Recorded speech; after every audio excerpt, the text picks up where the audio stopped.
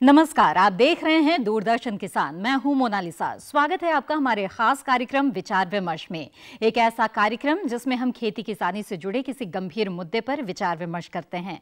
किसी सकारात्मक नतीजे पर पहुंचने का प्रयास है विचार विमर्श।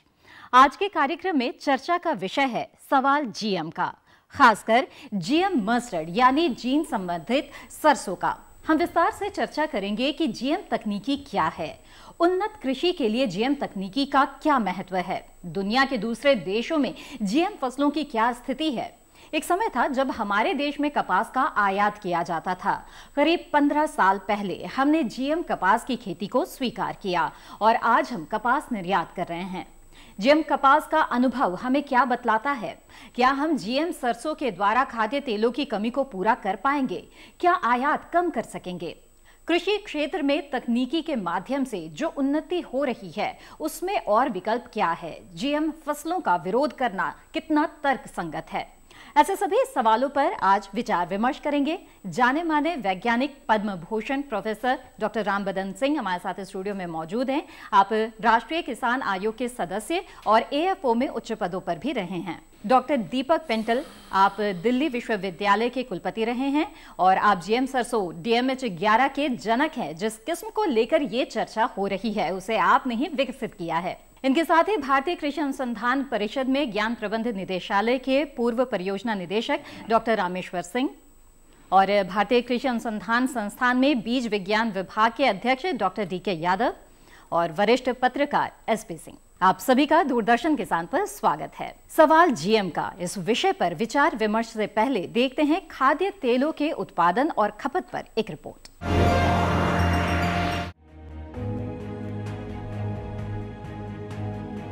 हमारे देश में खाद्य तेलों की मांग लगातार बढ़ती जा रही है। तेल की मांग 2008-9 में करीब 1 करोड़ 40 लाख टन थी, जो 2015-16 में बढ़कर 2 करोड़ 10 लाख टन पर पहुंच गई है, जबकि हमारा घरेलू उत्पादन 60 से 70 लाख टन के आसपास ही रुका हुआ है। ये बड़ी चिंता का विषय है। हमारे उत्पादन और खपत में बहुत बड़ा अंतर है और ये निरंतर बढ़ता जा रहा है, जिसके चलते हमें भारी मात्रा में खाद्य तेल विदेशों से आयात करना पड़ रहा है। हम विदेशी मुद्रा में 75,000 करोड़ से भी अधिक धनराशि का खर्च विदेशों से तेल खरीदने में कर रहे हैं। घरेलू बाजार में कीमतों पर नियंत्रण रखने के लिए तेल पर लगने वाले आयात शुल्क में भी लगातार कमी की गई है, जिसका घरेलू तेल उद्योग विरोध करता रहा है। हरित क्रांति के बाद अनाज के पर्याप्त भंडार हमारे पास हैं, लेकिन तिलहन उत्पादन में हम तरक्की नहीं कर सके। यहाँ तो आपने ये रिपोर्ट देखी। हरित क्रांति से अनाज भंडार भर तो गए पर तिलहन की कमी बनी रही। आइए चर्चा की शुरुआत करते हैं। डॉक्टर RB सिंह, आपसे जानना चाहेंगे कि क्या वजह है इसकी? नई तकनीकी का अभाव है या फिर नई उन्नत किस्मों का अभाव या नीतिगत फैसलों में कमी है? जैसे आपने जिक्र किया, हरित क्रांति से हमारे भंडार भर गए, तो हरित क्रांति का जन्म हुआ था वह सही टेक्नोलॉजी, सही पॉलिसी और सही सहयोग सबका, किसानों का खास रूप से उनका अथक परिश्रम, इन सब चीज़ों ने मिलकर के नीति और नियति भी, सरकार का डिटर्मिनेशन भी था कि हमको सेल्फ सफिशिएंट होना है, अपनी फूड बिल लानी है।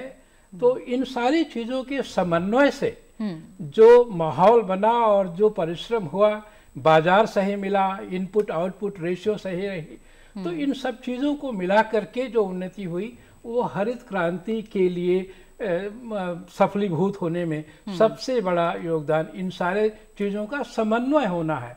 जहाँ जहाँ इन चीज़ों का समन्वय हुआ, चाहे वो धान हो, चाहे गेहूं हो, चाहे कपास हो, चाहे हार्टिकल्चर की सारी जो की फसलें हैं, चाहे वो दूध हो, इन सब में उत्पादन बढ़ा, बहुत तेजी से बढ़ा। तो अगर इन चारों पांचों चीज़ों का समन्वय है तो हरित क्रांति, व्हाइट क्रांति जिसको कि सफेद क्रांति, श्वेत क्रांति कहते हैं, नील क्रांति कहते हैं, फिशरीज का, चाहे जहां भी हो ये होगा। तो प्रश्न आपने पूछा कि ये क्या, यह है हम कहीं मिस कर गए, जहाँ से कि हमारी जो तिलहन की हर क्रांति नहीं आ पाई। बात सही है, उसमें हम मिस कर गए। टेक्नोलॉजी है, परिश्रम है, किसान है, लेकिन हमारी नियति के साथ साथ हमारी नीति जो है वो ठीक, नीति को मैं सबसे, हमारी जो पॉलिसी है इन क्रॉप्स को बढ़ाने के लिए, सही टेक्नोलॉजी होते हुए भी हमारी वो नीति समन्वय नहीं हो पाए। तो जब तक कि नीति और टेक्नोलॉजी का समन्वय नहीं होगा तब तक हम वो क्रांति नहीं ला पाएंगे। बिल्कुल, तो ये कमी रह गई। एसपी सिंह जी, आपकी राय क्या है? अगर आज की स्थिति को हम देखें तो करीब 75,000 करोड़ रुपए के बराबर विदेशी मुद्रा हर साल खाद्य तेल आयात पर खर्च होने के बावजूद इसका रास्ता अब तक क्यों नहीं निकल पाया? देखिए, डॉक्टर सिंह ने अभी जो बात कही कि नीतिगत कुछ कमी रह गई, मैं कहता हूं पूरी तरह से खामी थी, यह बड़ी खामी थी। जब हरित क्रांति के जनक जो भी थे उस जमाने के, डॉक्टर साहब भी हैं, डॉक्टर पेंटल भी हैं, ये इन लोगों के जमाने में जब हरित क्रांति आई तो उस समय जिस चीज की ज्यादा जरूरत थी, हम भीख मांगते थे। दूसरे देशों में जाके हमारी स्थिति ये थी कि हम गेहूं मांगने के लिए बाध्य थे, अमेरिका पर निर्भर थे। सारे दुनिया के देशों में हमारी स्थिति बहुत खराब थी। तब हमारे वैज्ञानिकों को जो टारगेट दिया गया, जो एजेंडा दिया गया, उस पर उन्होंने काम किया। निश्चित रूप से हमारे यहाँ गेहूं और धान, इवन देन हम ये कह सकते हैं कि हम खाद्य सुरक्षा के तौर पर हमारा देश सुनिश्चित करने में ये लोग सफल रहे। लेकिन नीतिगत खामियां ये रही कि हम गेहूं चावल गेहूं को ही सिर्फ उगाते रहे। हमने कभी इस बात का ध्यान नहीं दिया कि क्लाइमेटिक जोन के हिसाब से कहाँ क्या पैदा होना चाहिए, कितना संतुलन किस तरह का होना चाहिए। इसमें चूक जहां जहां हुई वो उसी का नतीजा है कि दाल और तेल की स्थिति हमारी इतनी खराब है कि हम लाख सवा लाख करोड़ हर साल विदेशी मुद्रा दुनिया के देशों में देकर तेल और दाल खरीदते हैं। बिल्कुल। और इस बीच सरसों के बारे में सोचा डॉक्टर पेंटल ने। तो डॉक्टर पेंटल, हमें ये बताएं कि सरसों की जीएम किस्म विकसित करने का ख्याल आपको कैसे आया, और सवाल ये भी है कि सरसों ही क्यों? देखिए, ये ख्याल इसलिए आया था कि आपको याद होगा जब राजीव गांधी प्राइम मिनिस्टर थे तो उन्होंने टेक्नोलॉजी मिशन स्टार्ट किया था कि देश में जो तिलहन है इनकी हमारी अपनी प्रोडक्शन इतनी होनी चाहिए कि हमें बाहर से ना लाना पड़े। बिल्कुल। तो मैं तो विदेश से 10-11 साल रिसर्च करके वापस आया था टाटा एनर्जी रिसर्च इंस्टीट्यूट में। तो वहाँ हमने एक टीम बनाई कि हम सरसों पे क्यों नहीं काम करते जी। तो हमें लगा कि हम मॉडल सिस्टम से काम कर रहे थे, सोमैटिक सेल जेनेटिक्स का काम कर रहे थे, तो वो चीज़ें हम अपने देश में भी सेट करें, और सरसों को हमने पिक किया जी। तो लगा कि इसको देश को भी इस रिसर्च की ज़रूरत है। तो दो ही चीज़ें हैं जिससे कि प्रोडक्टिविटी बढ़ी है क्रॉप्स की। एक है कि आप उन ड्वार्फ जीन्स जो हरित क्रांति में जिनका बहुत कंट्रीब्यूशन था, और दूसरा है हाइब्रिड्स जी। मक्का के हाइब्रिड लगते हैं हमारे देश में, दुनिया भर में चावल के हाइब्रिड चाइना ने बड़ी प्रगति की है। हमारी कंट्री में भी बिहार में जो रिसेंट इम्प्रूवमेंट हुई है फार्मर्स की कमाई की, उसमें हाइब्रिड मक्का का बड़ा हाथ है जी। तो हमने ये सोचा कि हम मस्टर्ड में हाइब्रिड बनाएं, क्योंकि हमारे ब्रीडर्स ने काफ़ी काम किया हुआ था वैरायटीज़ बनाने में, और अच्छी वैरायटीज़ बनाई थी जी। लेकिन हाइब्रिड से और कैसे उसको बढ़ाया दिया जाए जी। और मैं पोलैंड में गया एक मीटिंग अटेंड करने, तो वहाँ पर मुझे एक वैज्ञानिक जो रेप सीड पे काम करते हैं, मस्टर्ड और रेप सीड दोनों सिस्टर क्रॉप्स हैं। अच्छा। तो उन्होंने मुझे पूछा कि आपको पता है कि सोवियत यूनियन में, तब सोवियत यूनियन था तो उन्होंने कहा कि कुछ पार्ट्स में वो भी मस्टर्ड लगाते हैं, आपने कभी उन मस्टर्ड की किस्मों को देखा है? तो मैंने तो नहीं देखा था, मेरा तो मस्टर्ड में अनुभव भी बहुत कम था। तो उन्होंने मुझे कुछ सीड दिया, कुछ वैरायटीज़ का जो वहाँ यूक्रेन वगैरह में ग्रो होती थी जी। तो वापस आकर मेरे कुलीग हैं डॉक्टर अक्षय प्रधान, वो IRI से PhD करके मेरे साथ जुड़े थे, तो उन्होंने ये क्रॉस बनाकर इंडियन इंटू मस्टर्ड इंटू ईस्टियोपियन वो देखा कि हाइब्रिड जो है वो उसमें कोई गुणवत्ता है या नहीं है। तो हमने देखा कि उससे 20-30% प्रोडक्टिविटी बढ़ाने का स्कोप है अगर हम Indian into east European material को क्रॉस करें तो ये तो एक ऑब्जर्वेशन थी हमारी, बड़ी significant observation.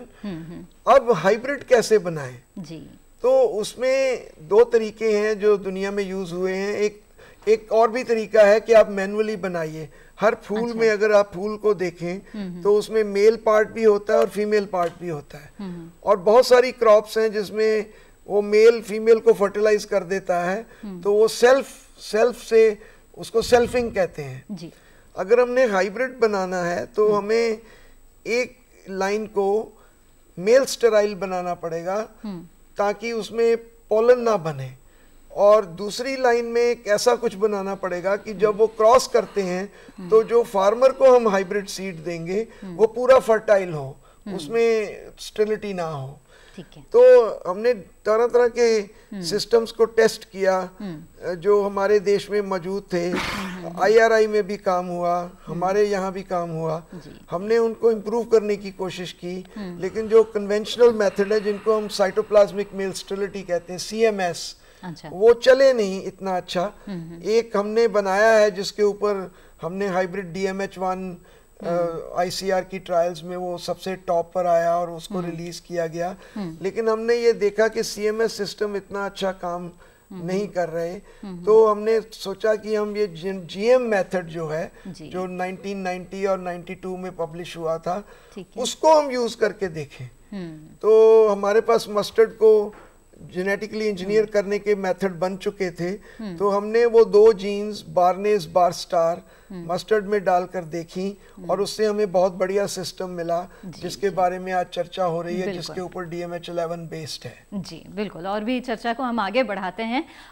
Doctor RB Singh, हमें ये बताएं कि आप पहले किसान आयोग के सदस्य रहे हैं और बड़े वैज्ञानिक भी हैं। मोदी सरकार किसानों की आय 2022 तक दुगनी करना चाहती है, इसमें GM सरसों कितनी मददगार हो सकती है? GM सरसों, जैसे कि ये GM सरसों की जिसकी हम जिक्र कर रहे हैं जी, ये हाइब्रिड सरसों है।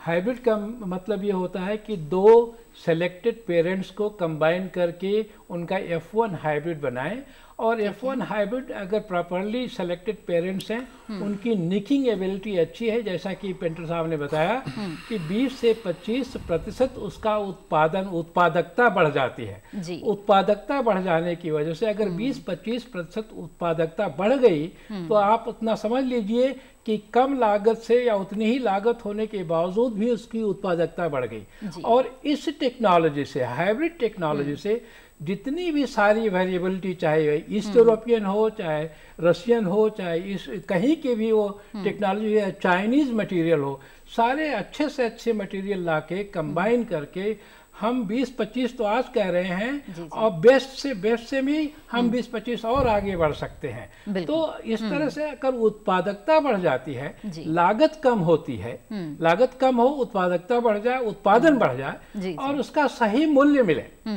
तो ऑटोमेटिकली हमारी इनकम जो है, किसान की इनकम बढ़ जाएगी। ये सबसे बड़ी चीज है। डॉक्टर रामेश्वर सिंह, हमें ये बताएं कि हमारी जरूरत का 30 से 40% पाम ऑयल से पूरा हो रहा है, फिर सरसों से ही समस्या कितनी सुलझ पाएगी? पाम ऑयल की खेती हमारे देश के जो प्राकृतिक खेती है उसका हिस्सा नहीं है। पाम ऑयल हम बाहर से मंगा रहे हैं, और जो जिस आयात बिल की बात आप कर रहे थे कि बहुत मोटा बिल 70,000-80,000 करोड़ का सालाना है, उसमें पाम ऑयल का बड़ा हिस्सा है। और पाम ऑयल की जो गुणवत्ता है उस पर भी अगर तुलना की जाए सरसों से, तो वो सरसों उससे बहुत बेहतर तेल है खाद्य तेल के रूप में।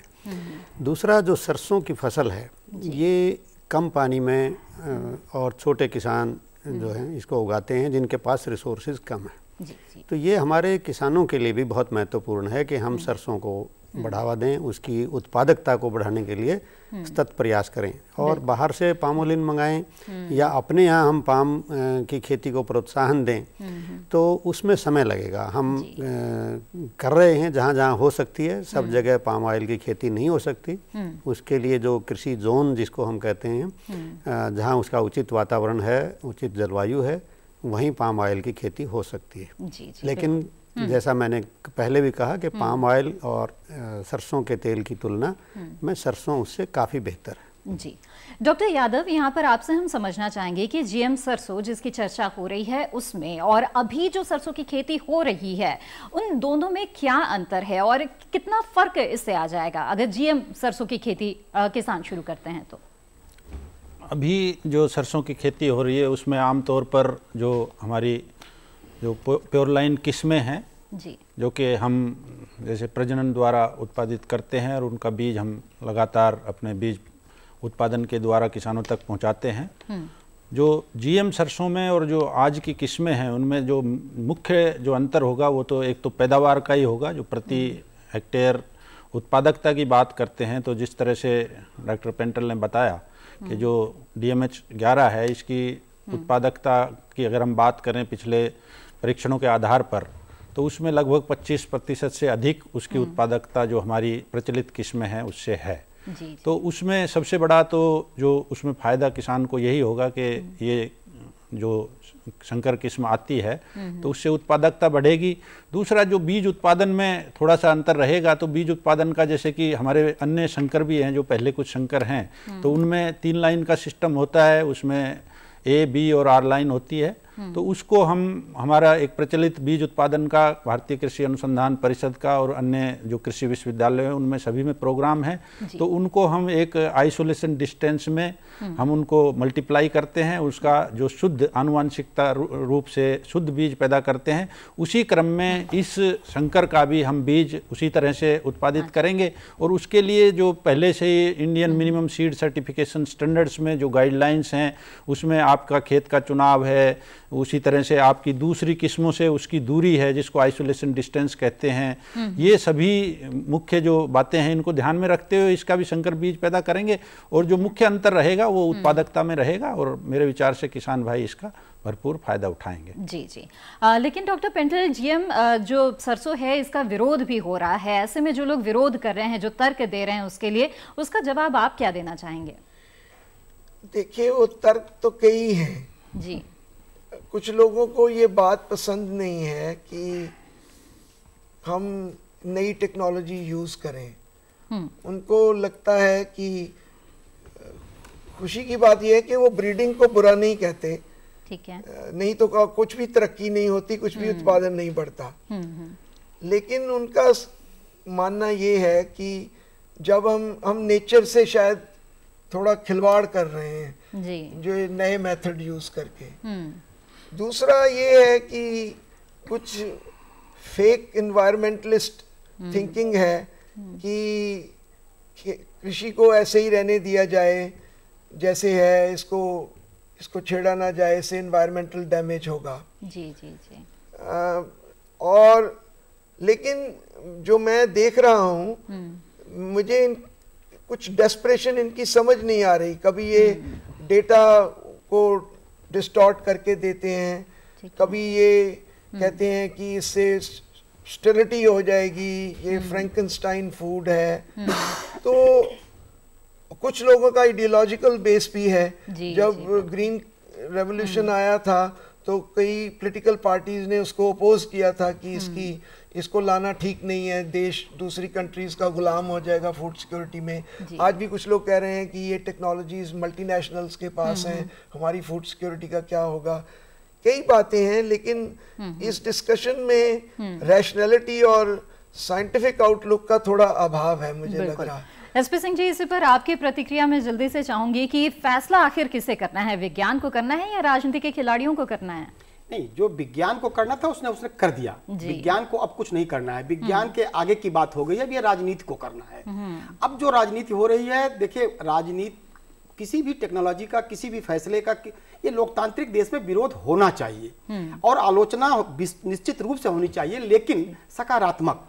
अगर अच्छा है तो उसे अच्छा कहने का मादा भी होना चाहिए, लेकिन अगर वह घातक है, नुकसानदेह है और कहीं भी किसी भी स्तर पर वो नुकसान करने वाला हो तो उस पर निश्चित रूप से विरोध होना चाहिए और विरोध के स्वर को दबाया नहीं जाना चाहिए। बिल्कुल। यही वजह थी कि पिछली सरकारों ने, जब यह जीएम मस्टर्ड आई और इसके पहले बीटी ब्रिंजल भी आया, जी, इन सब चीजों को लेके पिछली सरकार ने भी एक कमेटी बनाई, और वो कमेटी बनाई जो साइंटिस्ट की कमेटी है, जो वैज्ञानिकों की कमेटी है, जो उस बात को समझते हैं कि वो कितना अच्छा है, कितना बुरा है, वो कितना नुकसानदेह, किस लेवल पे नुकसान कर सकता है, किस लेवल पर फायदा होगा। और उस कमेटी ने, जिसको GEAC शायद बोलते हैं, डॉक्टर साहब बताएंगे, और उस कमेटी ने उसको, अब इस सरकार के आने के, उस सरकार के दौरान कुछ नहीं हो पाया, अब इस सरकार यानी मोदी सरकार के आने के बाद ये उस कमेटी ने उसको मंजूरी दे दी। तो सवाल इस बात का है कि जो वैज्ञानिक वाली कमेटी है, जिसमें साइंटिस्ट बैठे हैं, विशेषज्ञ बैठे हैं, अगर वो कहते हैं कि ये ठीक है, तो किसी को ये कहने का हक नहीं है कि ये गलत है। मैं एक पत्रकार होकर ये कैसे कह सकता हूं कि ये गलत है या सही है, जिस चीज को मुझे जानकारी नहीं है। लेकिन अगर वह सही है तो उसे लागू करना चाहिए। बिल्कुल, तो जैसे कि आपका कहना है कि चर्चा होनी चाहिए, लेकिन मंशा उसके पीछे साफ होनी चाहिए। अगर विरोध भी है तो उसके पीछे मंशा साफ हो। बहरहाल इसी के साथ चर्चा हमारी चलती रहेगी, लेकिन फिलहाल यहाँ पर रुकते हैं छोटे से ब्रेक के लिए। ब्रेक के बाद भी जारी रहेगा विचार विमर्श, सवाल GM का। बने रहिए दूरदर्शन किसान पर। महका महका घर आंगन, हरियाली से खिलेगा तन मन, छत पर छोटी सी बगिया, जरूरत भी पूरी, शौक भी पूरा। देखिए छत पर बागवानी, शनिवार सुबह 9 बजे।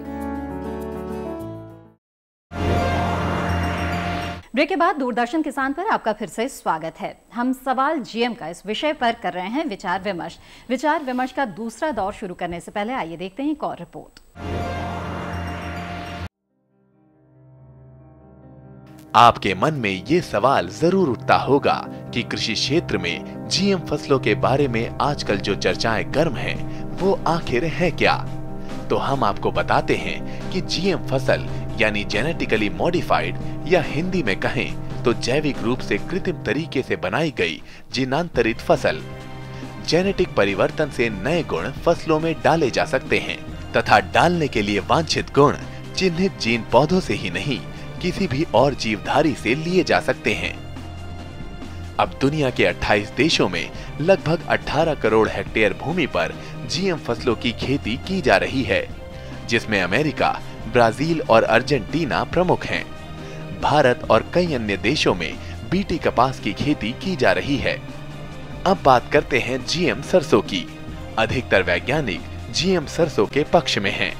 सरकार की एक समिति ने GM सरसों की व्यावसायिक खेती को हरी झंडी दे दी है, लेकिन अभी इसका रास्ता साफ नहीं हुआ है, क्योंकि केंद्र सरकार की ओर से इसे अब तक मंजूरी नहीं दी गई है। जेनेटिक इंजीनियरिंग अप्रेजल कमेटी ने GM सरसों DMH11 को अनुमति देने की सिफारिश की है।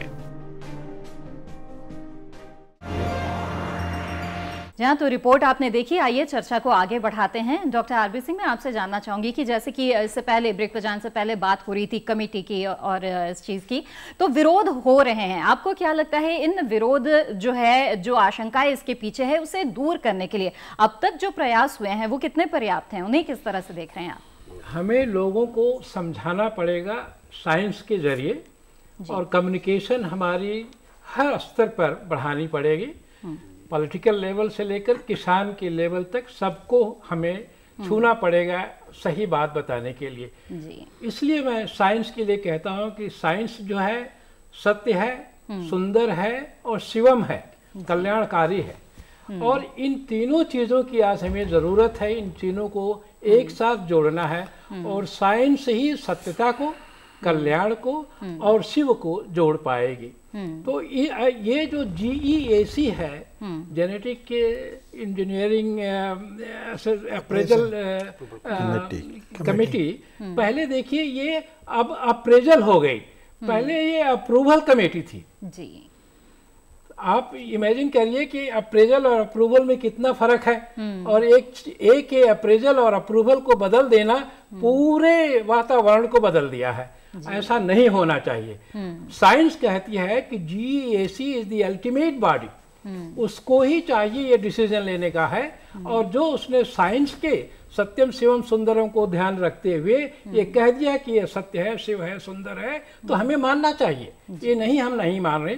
और देखिए, मैं अपने पर्सनल एक्सपीरियंस से बता रहा हूँ। मैं जब शुरू में बीटी कॉटन जब आई थी तो मैं GEC का चेयरमैन था जी।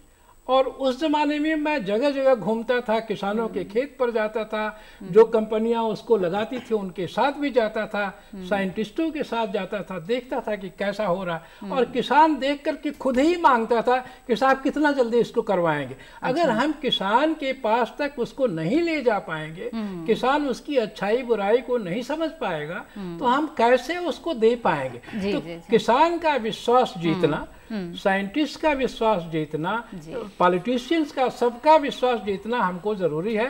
और मैं चाहूंगा कि इस पर हमारा जो कि कम्युनिकेशन है आपके जरिए जो लोग भी सुन रहे हैं इस चीज को समझें कि विश्व में कहीं भी आप देख लीजिए, भारतवर्ष का जो GEC सिस्टम है वो विश्व से कहीं सबसे अच्छे से अच्छा है जी। अगर उसमें वैज्ञानिक भी अच्छे से अच्छे हैं, तो अगर वो विश्व स्तर के हैं और सारी उन्होंने क्लियर कर दिया है, तो हमें जो वो सक्षम है इसको करने के लिए, उनकी सक्षमता को हमें किसी भी रूप में संदेह नहीं करना चाहिए और हमें उसको आगे बढ़ाना चाहिए। तो मैं यही कहूंगा कि देखिए, अगर इसको नहीं आगे बढ़ाते हैं तो आप किसान को वंचित कर रहे हैं उसके अधिकार से। बिल्कुल, उस किसान को पूरी शक्ति मिले कि वो नए टेक्निक से वंचित न हो। Science for service of society, बिल्कुल ये बात होनी चाहिए। यानी कि विज्ञान पर भरोसा रखे और जो विज्ञान को समझते हैं उनकी बातों पर भरोसा रखे और किसानों को वंचित ना करे। डॉक्टर पेंटल, यहाँ पर आपसे हम जानना चाहेंगे कि जब GM कॉटन आई थी तब के और अब के हालात में कितना फर्क है? देखिए, GM कॉटन से लाभ ही लाभ हुआ है जी। बॉलवर्म्स कंट्रोल हुए इतने साल और कपास की खेती में काफी प्रोडक्टिविटी बढ़ी है, जबकि हम एक टाइम पर इंपोर्ट कर रहे थे, अब एक्सपोर्ट कर रहे हैं जी जी जी। लेकिन एक बात मैं कहना चाहूंगा कि जो नेगेटिव बात करते हैं वो, अगर वाइट फ्लाई आ गई पंजाब में तो वो कह रहे हैं बीटी टेक्नोलॉजी फेल हो गई। अब इतना ज्यादा फैक्ट्स को डिस्टॉर्ट नहीं करना चाहिए जी। बीटी का जो कॉटन आया था वो सिर्फ बोलवर्म्स के लिए था, वो सकिंग पेस्ट वाइट फ्लाई और जैसिड्स के लिए नहीं था ना। चाहिए हमें ये था कि हम और अनुसंधान में पढ़ते और वाइट फ्लाई और जैसिड्स का भी कुछ इलाज निकालते जी जी। तो हर एक क्रॉप अगर आप देखेंगे, कॉटन हो, मस्टर्ड हो, उसमें 6-7 आपको मेजर प्रॉब्लम्स नजर आएंगी। मस्टर्ड में जैसे बीमारियां लगती हैं। हाइब्रिड तो एक बात हुई ना कि हम यील्ड को ऊपर ले जाएं, लेकिन यील्ड को ऊपर लेकर उसको सस्टेन भी तो करना पड़ेगा। उसमें वाइट रस्ट आता है, अल्टरनेरिया ब्लाइट आता है, स्टेम रॉट एक नई बीमारी स्टार्ट हो गई है, ओरोबेंके आता है, रूट पैरासाइट आता है। तो अगर कल को हमारे हाइब्रिड में डिजीज रेजिस्टेंस ना हो और लोग कहें कि जीएम टेक्नोलॉजी हाइब्रिड की फेल हो गई, तो वो कितनी गलत बात होगी। जीएम सिर्फ आपको हाइब्रिड बनाने का मौका दे रहा है, जीएम आपको वाइट रस्ट के लिए रेजिस्टेंस नहीं दे रहा। तो उसके लिए हमारे इंस्टीट्यूट्स को और हम सबको मिलकर और रिसर्च करनी पड़ेगी। ये एक ऐसा फील्ड है जहां आप रुक ही नहीं सकते। मैं ब्रीडिंग को मैराथन रनर की तरह सोचता हूं कि प्लांट ब्रीडर जैसे मैराथन रनर दौड़ता जाता है, कोई पड़ाव भी नहीं आता। मैं इसको एक ये छोटे छोटे पड़ाव मिलते हैं, लेकिन अगर मैंने आज वाइट रस्ट की रेजिस्टेंस डाल भी दी कहीं से उठाकर, और हमारे पास जीन्स हैं जो अब हमारे कलीग्स उनको अच्छी बैकग्राउंड में डाल रहे हैं, वो हो भी गया, तो इंसेक्ट्स और जो पेस्ट हैं और पैथोजेंस हैं ये भी बड़े चुस्त हैं। ये हमसे 2 कदम आगे रहने की कोशिश करेंगे। हम रेजिस्टेंस डाल रहे हैं, वो रेजिस्टेंस ब्रेक करेंगे। जैसे बोलवर्म में पिंक बोलवर्म जो है वो कॉटन में अब रेजिस्टेंस दिखा रहा है। अब हम ये कहें कि ये तो फेल हो गई टेक्नोलॉजी, तो ऐसा झूठा प्रचार, इसके लिए और विज्ञान की जरूरत है। अब ह्यूमन बीइंग्स में एंटीबायोटिक रेजिस्टेंस आ गई, आज पेनिसिलिन स्ट्रेप्टोमाइसिन यूज नहीं हो रही, कुछ और यूज हो रहा है, तो आपको शोध करते रहना पड़ेगा। बजाय हम अपना किसानों के हित की जहां तक बात है, भले ही नीतिगत फैसलों की वजह से रोड़े आए, लेकिन विज्ञान अपना काम नहीं छोड़ता है, वो निरंतर आगे बढ़ता रहता है। लेकिन डॉक्टर यादव, जिस तरह से जीएम सरसों की बात हम कर रहे हैं और विज्ञान की चर्चा कर रहे हैं, क्या आपको लगता नहीं है कि इसमें किसान हित कहीं पीछे रह जा रहा है और इसे विज्ञान, अज्ञान और राजनीति का एक तरह से घमासान बना दिया गया है? हाँ, इसमें कहीं न कहीं, क्योंकि अभी इसका पूर्ण रूप से जन्म भी नहीं हुआ है जी, और उससे पहले ही इस तरह की जो घटनाएं हो रही हैं वो एक दुर्भाग्यपूर्ण विषय है। और उसमें जैसा कि पहले भी बताया गया कि इसमें हमें सभी को साक्षर करने की आवश्यकता है। कुछ भ्रम, जो भ्रांतियाँ फैलाई जा रही है, उनको हम ठीक करें। और किसान का जहाँ तक बात है, किसान एक सबसे अच्छा जज होता है। किसान एक बहुत अच्छा निर्णायक है।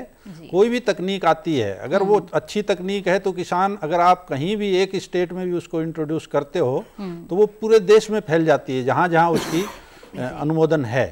लेकिन अगर तकनीक अच्छी नहीं होगी तो आप उस पर कितना भी जोर लगाइए, आप कितना प्रचार करिए, वो किसान उसको रिजेक्ट कर देता है। तो इसमें भी वही बात है कि एक बार इसका जन्म हो, किसान के खेत तक ये जाए, जितनी भ्रांतियां हैं उनको, उनके जवाब देने के लिए बार बार चर्चाएं हो रही हैं और उन पे सभी भ्रांतियां दूर करने की कोशिश की जा रही हैं अच्छे तरीके से।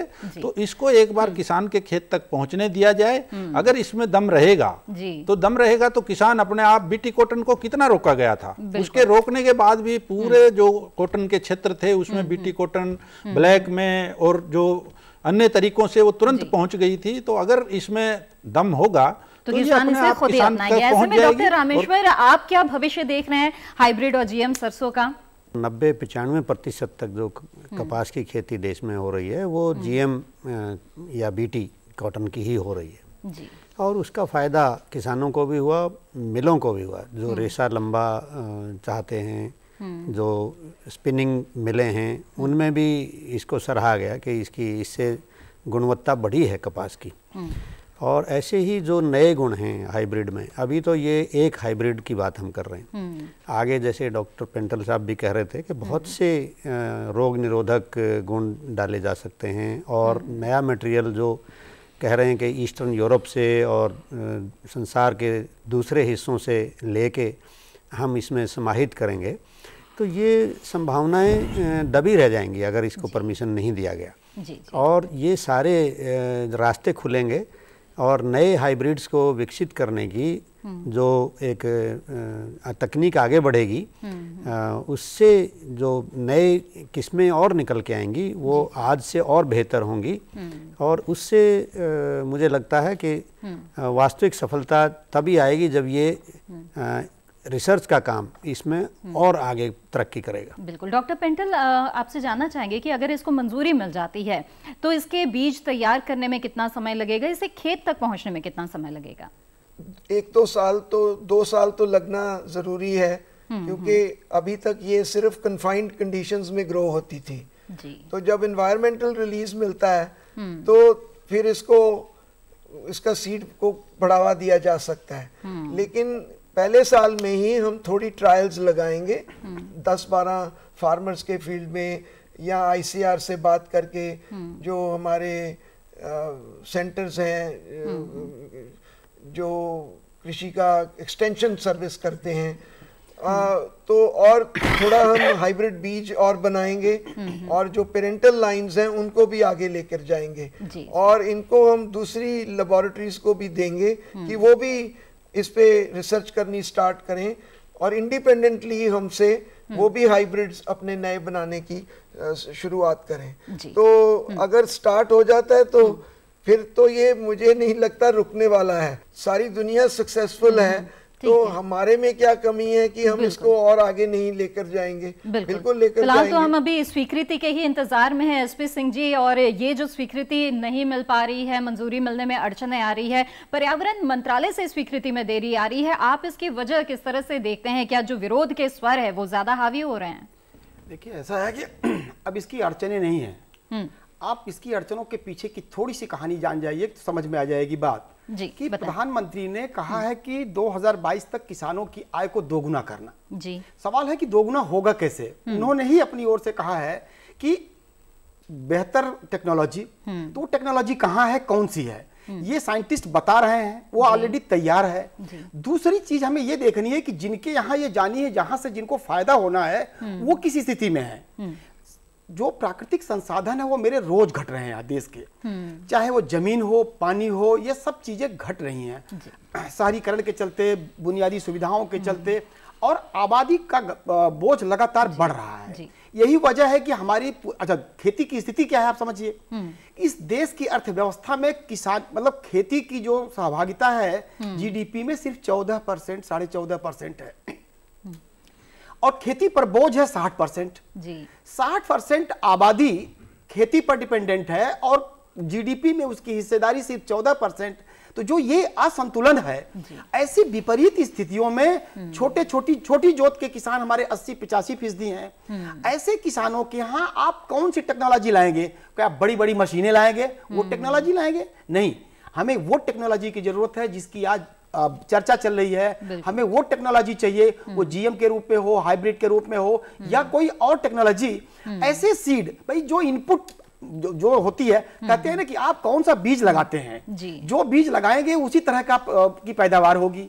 और इनपुट कितना सस्ता मिलेगा, कितना बेहतर मिलेगा, तो इसमें पॉलिटिकली तो मैं कहूंगा कि इतना सूट करता है इस सरकार को कि ये जीएम को इनको देना ही है अनुमति आने वाले दिनों में। जो आप कह रहे हैं पर्यावरण मंत्रालय, पर्यावरण मंत्रालय इसमें कहीं कोई रोड़ा नहीं है, पूरी सरकार की जिम्मेदारी है। पर्यावरण मंत्रालय तो एक स्पोक्स पर्सन का काम करता है, उसे सिर्फ सिग्नेचर करके ओके करना है। ठीक है, ठीक है। चलिए इसी के साथ यहाँ पर रुकते हैं एक और छोटे से ब्रेक के लिए। ब्रेक के बाद भी जारी रहेगा विचार विमर्श, सवाल जीएम का। बने रहिए दूरदर्शन किसान पर। जहां दिग्गज दौड़ाते हैं अपना दिमाग, ढूंढते हैं सामयिक सवालों के जवाब, खेती किसानी के मुद्दों पर मंथन का मंच।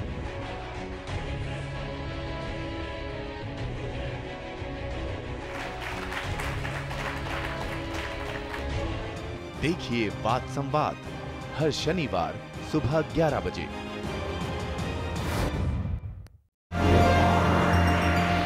ब्रेक के बाद दूरदर्शन किसान पर आपका फिर से स्वागत है। हम सवाल जीएम का इस विषय पर कर रहे हैं विचार विमर्श।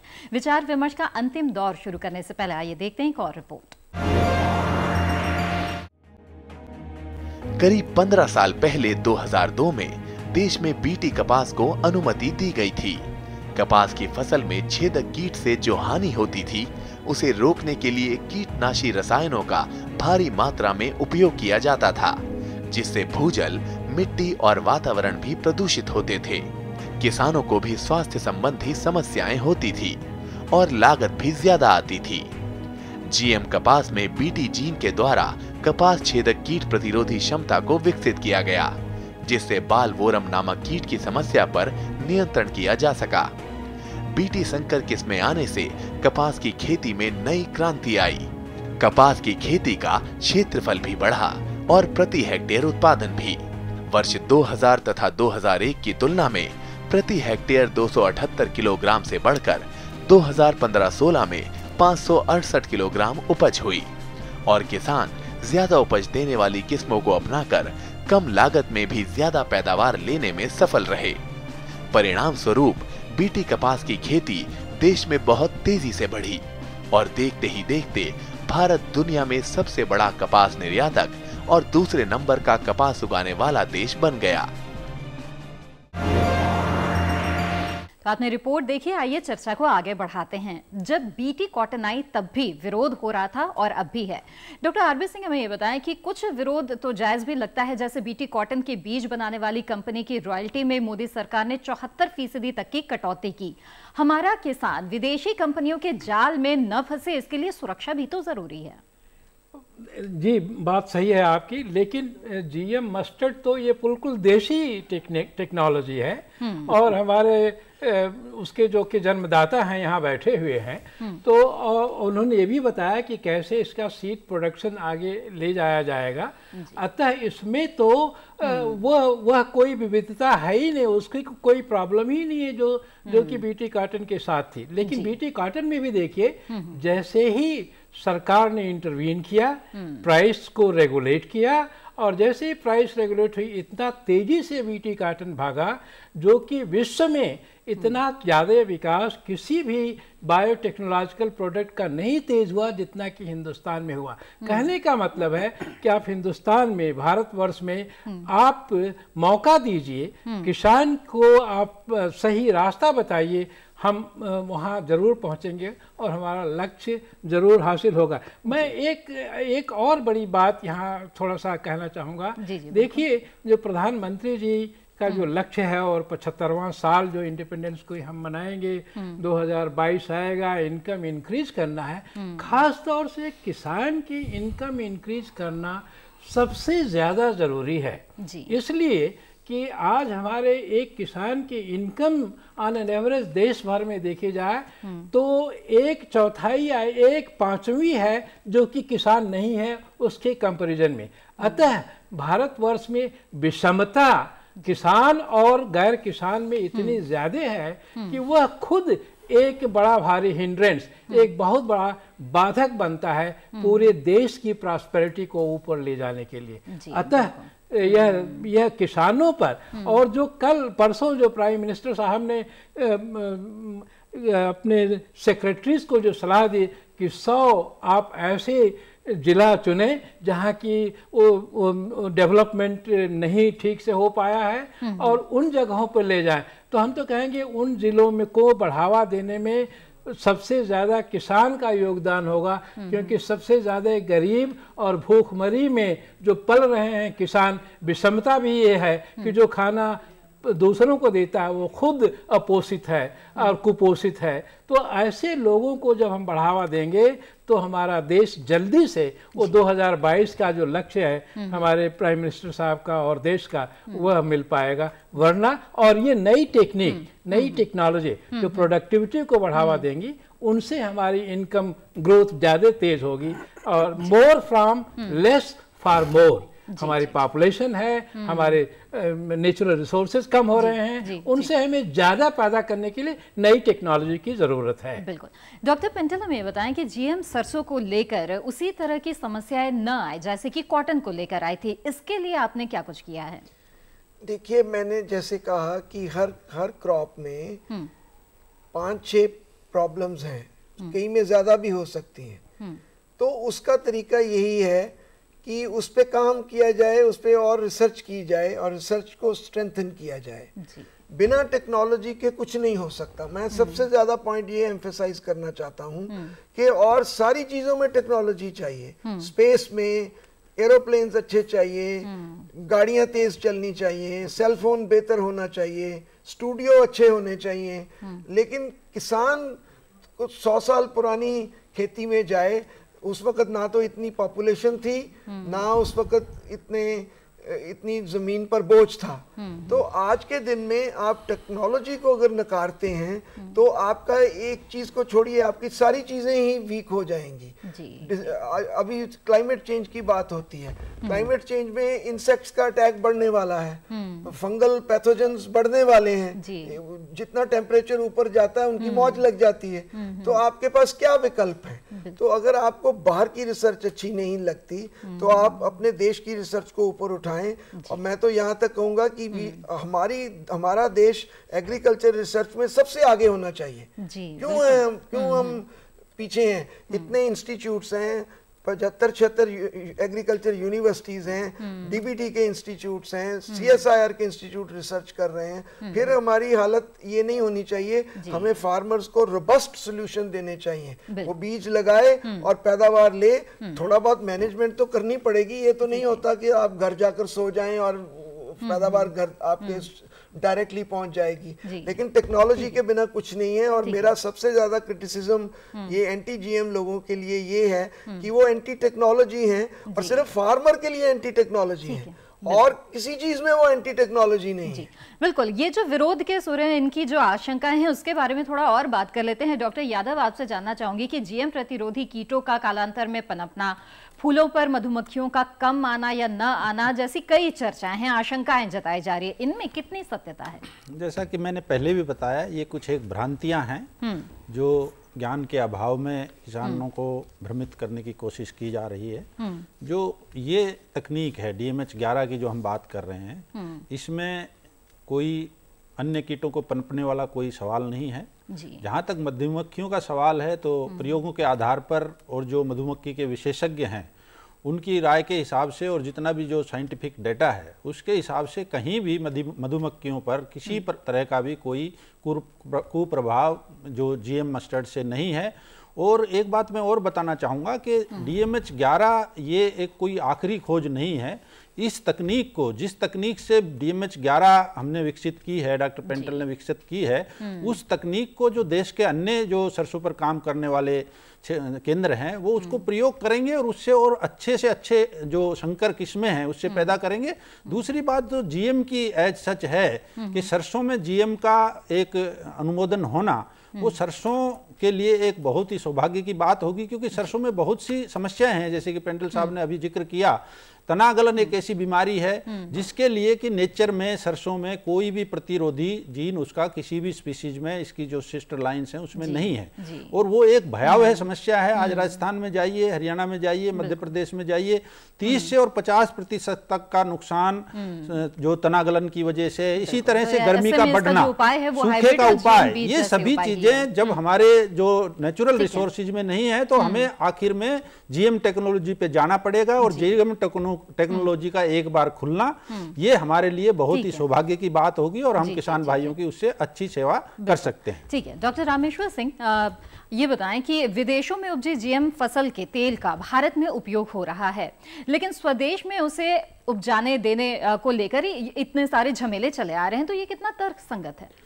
पूरे विश्व में जो टोटल एरिया अंडर कल्टीवेशन है GM क्रॉप्स में वो बढ़ रहा है और फसलों की संख्या भी बढ़ रही है। बिल्कुल। पहले सोयाबीन से शुरुआत हुई, मक्का की GM वैरायटी आई और अब बहुत सी फसलें नई जो हैं वो GM में आ रही हैं। तो हम कहीं भी बाहर जाते हैं, ट्रैवल करते हैं, वहाँ का भी खाना खाते हैं। अपने देश में भी जो BT कॉटन का तेल निकल रहा है या खल पैदा हो रही है, वो भी चाहे पशुओं के काम में आए चाहे हम ह्यूमन कंजम्पशन में लें, तो ऐसा नहीं है कि ये उपयोग में नहीं आ रही हैं और पूरा अमेरिका खा रहा है, तो कहीं पे भी कोई विपरीत प्रभाव स्वास्थ्य पे देखने में नहीं आया। और हम अगर ये परमिशन नहीं देंगे, खेती की स्वीकृति नहीं देंगे, तो मैं अक्सर कहता हूँ कि हम पैसे दे के, विदेशी मुद्रा दे के बाहर से GM फूड खाएंगे और अपने यहाँ पैदा नहीं होने देंगे, तो ये हठ धर्मिता ही कही जाएगी। तो ऐसी विरोध जो हैं वो हठ धर्मिता की संज्ञा में ही आते हैं मेरे हिसाब से।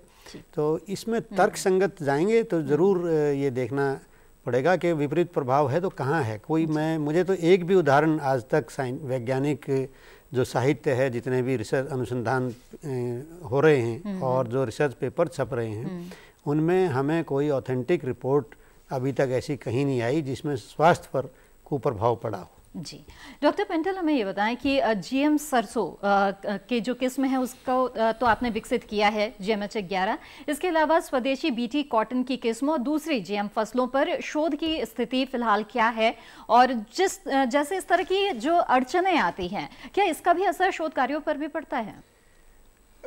यंग लोगों के लिए बहुत डिमोरलाइजिंग है ये बात, आपने अच्छा किया पूछी कि जब कोई फ्यूचर ही नहीं है, जब आपने किसी रास्ते में जाना ही नहीं है, तो उसमें यंग लोगों को कैसे इंथ्यूज करें कि वो रिसर्च करें और वो मैराथन रनर की तरह 15-20 साल 25-30 साल रिसर्च करें। तो वो तो एक बहुत ही डिमोरलाइजिंग थिंग है जिससे हमारा देश की रिसर्च को कमज़ोर हो रही है और होगी।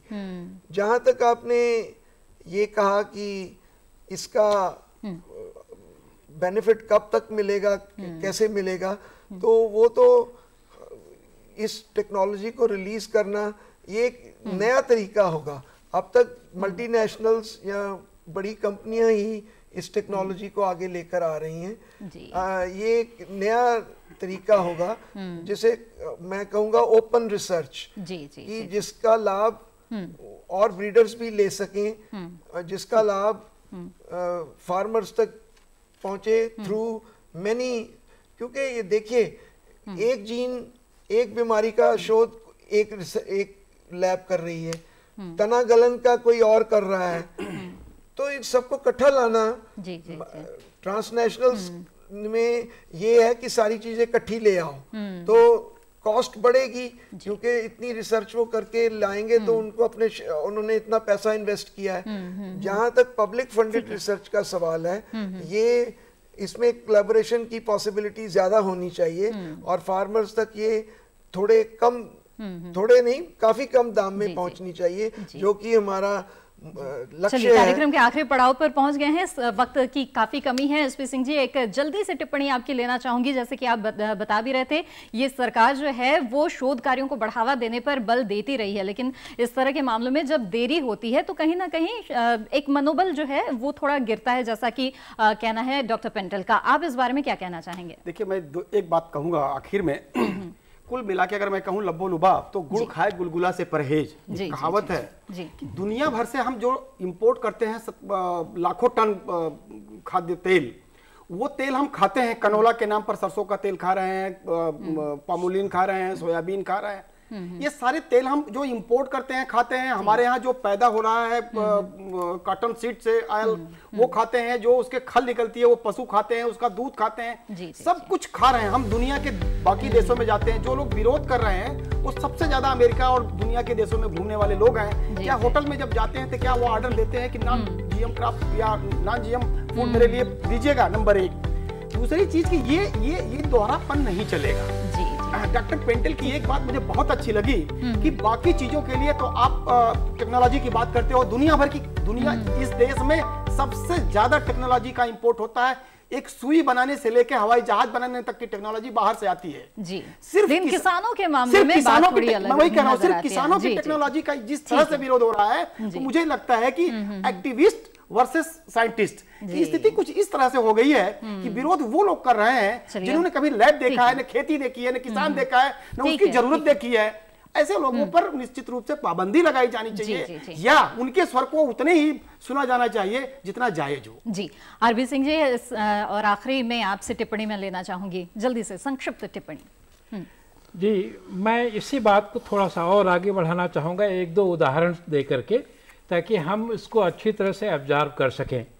चाइना में जो बायोटेक्नोलॉजी पर जितना खर्चा किया जाता है, उतना धन हमारे पूरे एग्रीकल्चर रिसर्च पर नहीं खर्च होता है। तो ये बहुत ही बड़ी विषमता की बात है। हम हमेशा अपने को चाइना से इंडिया को कंपेयर करते हैं, और बायोटेक्नोलॉजिकल रिसर्च जो है हमारी सफ़र कर रही है। हमारी यूनिवर्सिटीज़ में इनटेक जो ग्रेजुएट्स का है बायोटेक्नोलॉजी में कम हो रहा है। जी। अगर हम अभी ऐसे लक्षण दिखाई पड़ रहे हैं तो हम आगे कल क्लाइमेट चेंज के सारे प्रकोपों को कैसे उनको हम नियंत्रित करेंगे? तो कहने का मतलब और विषमता बढ़ती जा रही है। अतः हम सरकार से गुजारिश करेंगे कि इन विषमताओं को देखते हुए विज्ञान की शक्ति को योगदान देते हुए उसको बढ़ाएं। जी बिल्कुल। तो हमने जीएम फसलों के क्षेत्र में हो रहे विकास, खासकर जीएम सरसों के कई पहलुओं पर चर्चा की। किसानों की आय बढ़ाने में जीएम फसलें मददगार हो, ऐसी अपेक्षा स्वाभाविक है। जय किसान और जय विज्ञान की जुगलबंदी ही हमें आत्मनिर्भरता और किसानों को समृद्धि की ओर ले जाएगी। हमारे पास पूछने को बहुत कुछ है और विशेषज्ञ मेहमानों के पास बताने को, पर समय इजाजत नहीं दे रहा है। आज बस इतना ही। विदा लेने से पहले अपने सभी मेहमानों, खासकर डॉक्टर आरबी सिंह और डॉक्टर दीपक पेंटल का आभार। अगले सप्ताह विचार विमर्श करने के लिए फिर मिलेंगे एक नए विषय के साथ। बने रहिए दूरदर्शन किसान पर। नमस्कार।